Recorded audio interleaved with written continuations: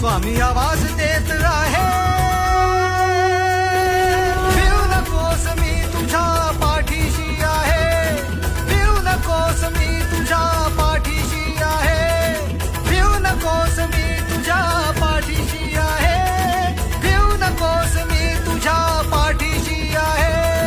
तन मन अर्पण चरणी समर्पण स्वामी रूप मज दिसले, सुमधुर शांत रम्य निवांत औदुंबर छाये बसले. ध्यान मग्न हे दिव्य प्रसन्न जानुबाहू मूर्ती, विश्वाचे पालन करण्या ब्रह्मांड